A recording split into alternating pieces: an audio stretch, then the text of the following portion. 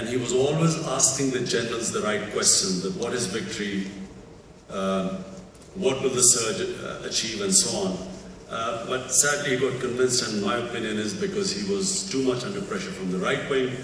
He got convinced into doing the surge, and because of this re-election, the problem the US presidents always have of getting the second term. I do think that in his second term he will be different. I think he's intelligent enough to realize that this is just an insanity, this war. They've spent trillions of dollars. God knows how many hundreds and thousands of innocent people have died in this war. And what have they achieved? And what have they achieved? Surely, if this war was being won, we should at least be traveling easily on airports. But there's no ease up of security, so it means we are still under threat. So therefore, I think he will be a different president, and at least I'm hoping. Who will be my ally if we don't win the elections? Look, there are two types of politics. One is politics of power. You want, like our great Mian Saab, he's willing to ally with even anyone. I think he will even be willing to ally with George Bush if he could get into power. Because the object is to get into power, and once you're in power, your factories start multiplying, your wealth starts growing. You're immune from corruption cases. You have an NRO. One took an NRO to go to Jeddah, the other one to come back. So it's the power is everything, and you will do anything to get into power. The other is power for a purpose. Now, I ask myself, and I ask you, which of these political parties that are sitting in power would you want me to ally myself with? No, no one. If we wanted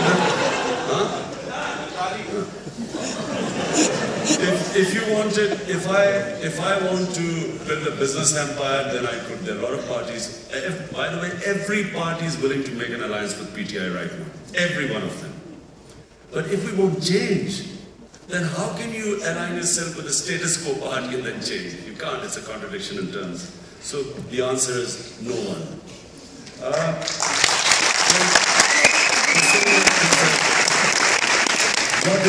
What is the difference? You say from the present leadership and what my leadership would be. The thing is that I don't need power. This is the biggest difference. I don't want power for me, the power will only be for a reason.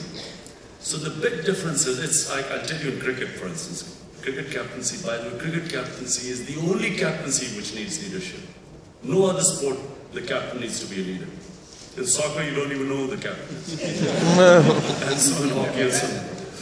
So the coach is everything. In cricket, no matter what you do, the coach can never replace the role of a captain. The reason I'm the only captain who captained for 10 years in Pakistan. After I left, 35 captains changed in 10 years, the next 10 years. So the reason is simple.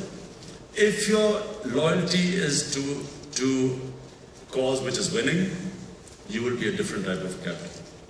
If your loyalty is to the captaincy itself, because the people love everyone loves being a captain, the perks and privileges, then you will compromise to be the captain. If your objective is to win, you will not compromise anything that comes in the way of winning. So if my objective is, this is my strength, I do not need to compromise.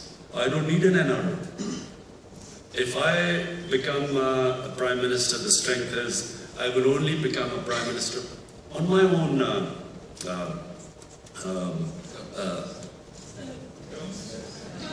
terms. I'm so used to giving speeches in Urdu, now I'm finding it difficult to find the words. So I would come on my own terms. And the terms would be that nothing. The famous Iqbal ka jo sher hai, कि उस risk से मौत अच्छी है जिस risk से आती है परवाज में कोताही. Anything that stops you from achieving your objective, you only compromise to get to the objective. You never ever compromise on the objective. This is the greatest lesson of leadership. A leader never compromises on his objective. He compromises to get to the objective.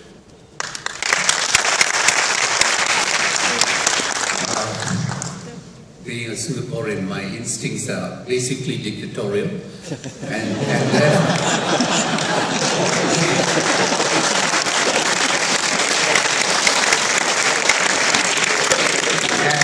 in the interest of time, I will ask you all to ask a question, but I wouldn't divide anymore, just a whole lot of you. Each one, very quickly, because he has got an appointment. Okay, it's in the I'm trying news. to accommodate as many as possible. It's in the news that Tehreek-e-Insaf is facing internal strife, and two very important founding members of your party left the party and alleged that wealth has taken over your party. What are your views on this, and how can you defend that? Thank you. Next one. Hi, I'm Raza. I study in Singapore in the United World College of Southeast Asia. My question is, my mom always told me that there was a Pakistan where she could go with her sister in Karachi in the streets and not be scared in security. When will this new Pakistan be made so we can secure our country and go back to Pakistan? Thank you. Next one. So my name is Murad. I hail from a remote area in Pakistan, Mansehra. My question is about the global village, and Pakistan is being isolated more and more in this today's global village. What do you see, and how do you see that changing and having a positive impact on the economy and locally and internationally as well? Good. Next one.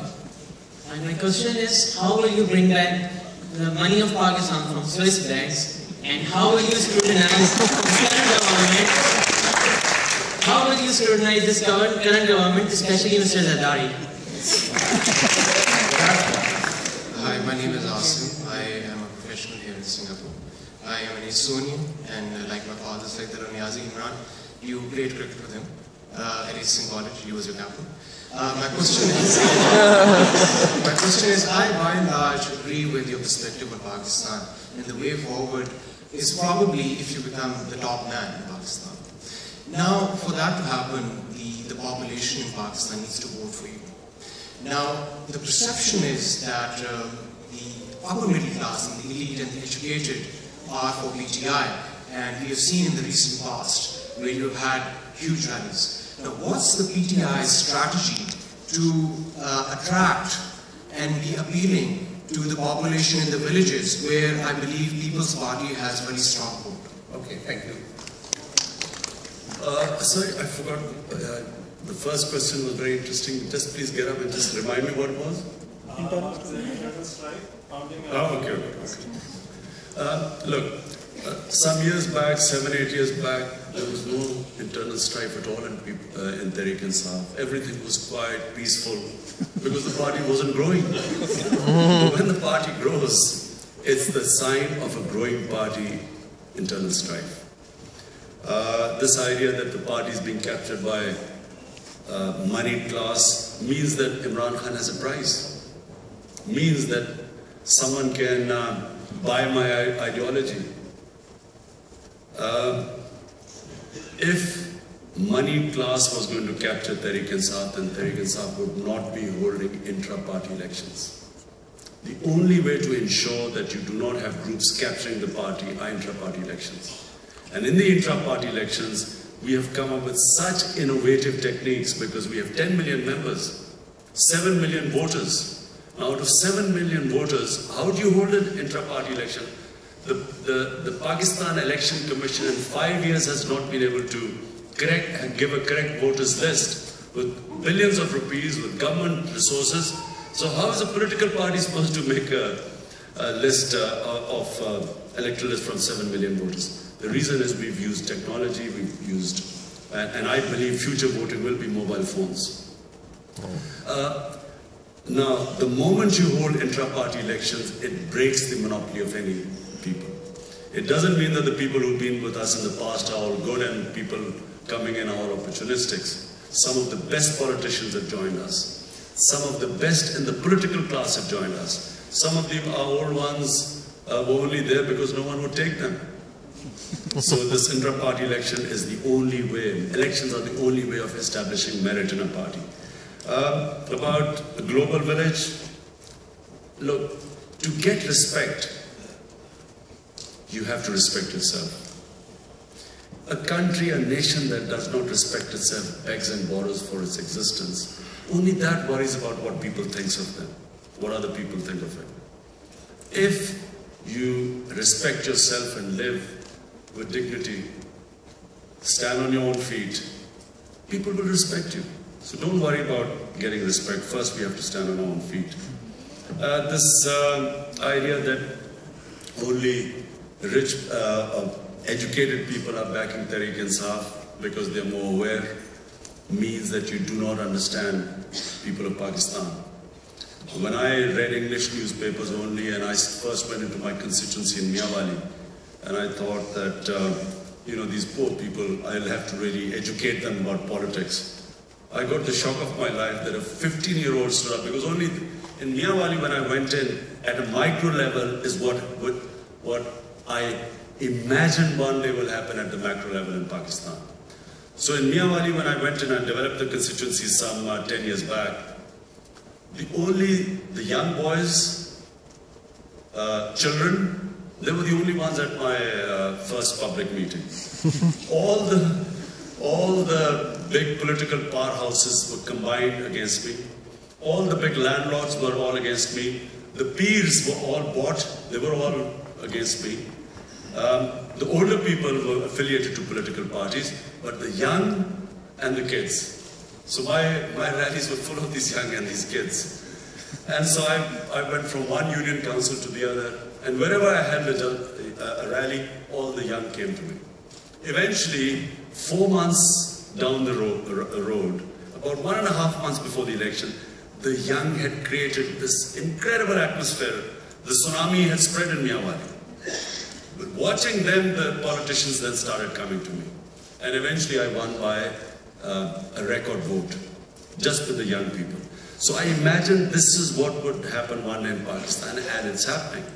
So the young everywhere are coming to us. But the point I'm saying is that the young people, the young boys in the villages were more politicized than the people in the cities.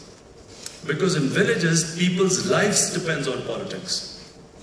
The sort of political victimization that takes place in the villages where there's no rule of law, the people have to, everyone is aware. It's the reason why they do not vote for the right candidates is not because they're not aware, it's because they're scared. Because they face political victimization afterwards. Because there's no rule of law. Their life depends on voting for the right candidate. But when they know that there is a movement which will protect them from the strong, powerful and the cruel, then you will find a bigger tsunami in the villages than in the cities. And that's what happened in 1970. The movement started from the cities, and then it went into the villages. And the villages overwhelmingly voted for People's Party. It's because the moment they had protection from this movement, they stood up against the powerful. So this is exactly, inshallah, what will happen in the coming elections. Gentleman sitting next to Mr. Imran Khan, I've learned a little bit of overswing. So I have to go back on my word because I have to stop. This is unpleasant duty of a chairman. There are some small formalities. I'm sorry. I think Mr. Khan has covered the subject very comprehensively, and hopefully we can get him back to Singapore. Then you will be the first one to answer questions. Thank you very much. I'm very sorry. Thank you everyone for the invigorating discussion.